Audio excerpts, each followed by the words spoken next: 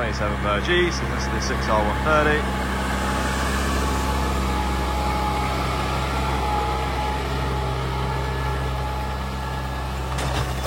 Hello, welcome back to the channel. Hope everyone's well. Thanks for watching.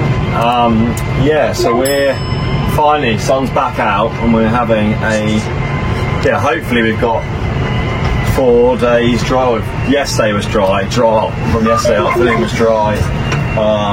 Today's dry, and hopefully Thursday and Friday. So trying to make the most of what potentially is the last dry weather window this autumn. Never know, it was last year. It just got wetter and wetter, so we're trying to make the most of it. We're currently working down, as you see behind me, maize stubble, and this was all harvested 8 days ago now, but we've kind of put slurry on, some manure on it, then it's just been too wet since then to travel. These are all going, this block of fields, all going into perennial ryegrass lays with red clover, which is going to be silage lays for next year. So just getting this ripped up. Don't always actually pass this machine, but we're just doing it to try and help the ground dry a bit. It's light land, but it does cap a bit, so you have to be a bit careful. If you work it wet, it can kind of run off and put little gullies and ruts, so we don't want to do that. So hopefully scarifying it now it's dried out, and then we'll just level it off with the rotavator and then drill the grass. We're also getting land ready to drill winter wheat and winter barley, and then also the Sarahs are here and they're clipping our cows for the cattle show on the weekend. So busy week ahead, but yeah, nice to have the sun out and we're cracking on. So I'll just show you a bit of us doing some hedge cutting yesterday, getting the fields all tidied up before we get them cultivated. So we're also just out these fields. This is where we harvested maize. It's a bit rainy at the moment, but we're hoping, well, it should be, this will be all going to be reseeded. This is all going into silage lays for next year.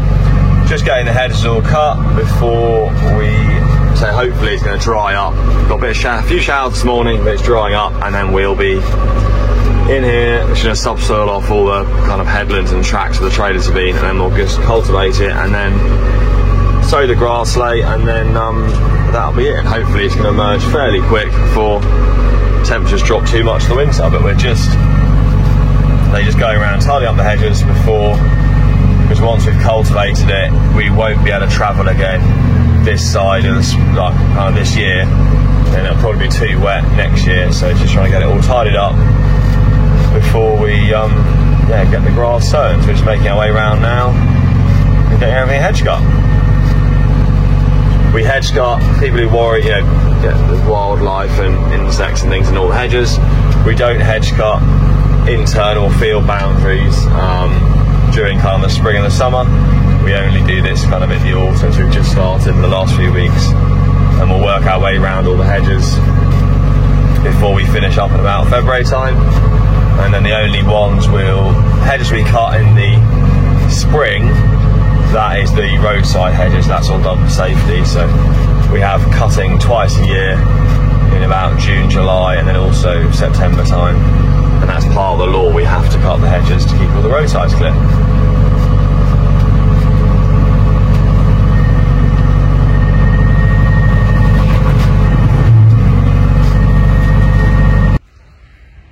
So you can see these fields, we've scarified them, as you've seen I've been doing. They've been hedge cut, and then now we've just got 2 rotavators going, getting them all levelled out and cultivated. Just chopping up the maize stalks. So you can see Alex here in the 6120M and Breville rotavator. Just basically level. We don't need to plough. There's no need to plough. It's a nice seabed it's creating. Drying out well. Pretty good soil conditions then, or first day of October actually. And it's just working its way down. Going along, chopping up nicely, and we will, I say he's going to pass all of this field. There's a lot of big blocks to do. We'll leave it dry out today, and then we'll get the grass sown either later this afternoon or tomorrow, and then get it all mixed in. And this is what I said this before, this is all going to be silage lays. So as well as getting that grass sown, we are also we'll get the field ready for the grass to be sown. We're drilling our winter wheat today. Andy's here in the 6R130 from Home Farm Contractors. He's got his Mashio power harrow and then the his Federstein or something on the back, the drill on the back. This is Graham winter wheat. We only do a small area of winter cereals. So we've got about 15 acres, 27 Burgess, so that's the 6R130.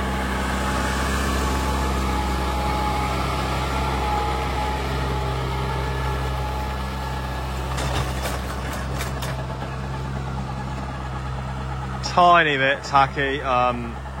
It's just had a heavy shower, but kind of just got to crack on really. We've got about, it looks like we've got till Saturday till it's dry. So we use the contract to do all the drilling. He's got a lot to get on with, so we're supposed to go today, so we're just going to keep going. Hopefully it'll be alright. Still dry underneath, just a tiny bit tacky on top.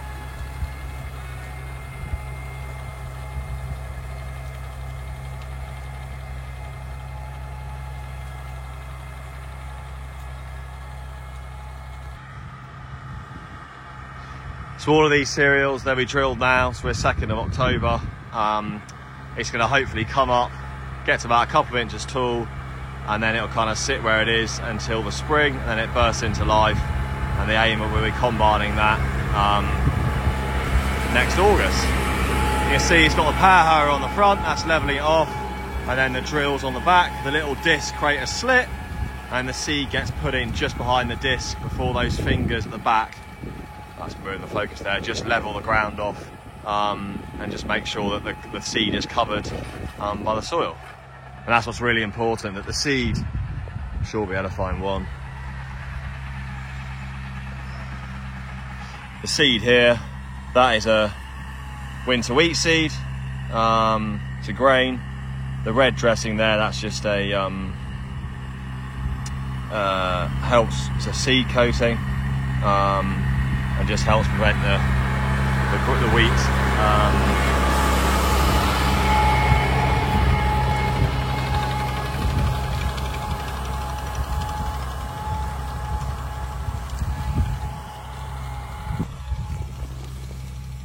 Yeah, so sorry I got cut off as the drill came past, but yeah, the red seed dressing is basically a fungicide and just helps protect the wheat from a few diseases as it starts growing and grows into the season. I say without it, there's certain diseases that affect certain varieties, and just by putting this coating on, it helps massively to keep the wheat nice and healthy when it starts growing. So just here we are sowing some grass.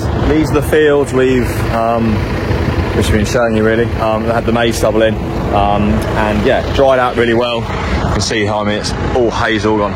Beautiful, perfect, really nice drying day. Missed most of the showers today, so we are just getting the grass in. We've done the first 2 fields. This is all the grass seed we've got. I can show you a label, what we're sowing. This is the top grass Dairy Gen clover with Gromax. We usually use slightly different mix, but I'm just doing purely a trial. The guy was keen for me to try this mix. We're going to see how this performs compared to the other varieties we grow. This has got, well, it comes from through 4 farmers. This comes from. It's called Top Grass Dairy Gen with Clover. It's got some Gromax in it. It's supposed to make the grass grow the roots better. Don't know if it works, but we shall see. You can see, I'll open up the bag. I can just show you the seed, what the seed looks like. There you go. You can see the grass seed is all the bigger ones, for anyone who's not sure, and then also the clover is the little yellow ones there. There you go, it's a clover there. This is all white clover in these mixers because all of this will be being grazed. So just flip that around. Yeah, this is all going to be grazed. We can get the dairy cows over here. So this is all the white clover. Much prefer white clover for the grazing. It grazes better and doesn't go so stemming. And it also lasts a lot longer. So this will be down for 2 or 3 years, this mix, and then it'll be back into potatoes. So yeah, fingers crossed, no more rain, and we're going to get all this broadcast on and then all mixed in and rolled. So that is us. We finished getting all this grass sown. That's all done. We will, yeah, this will be all mixed in tomorrow. So yeah, thanks for watching today's video, and you'll see us mixing in, getting it rolled on the next video on Sunday. See you all then. Thanks for watching.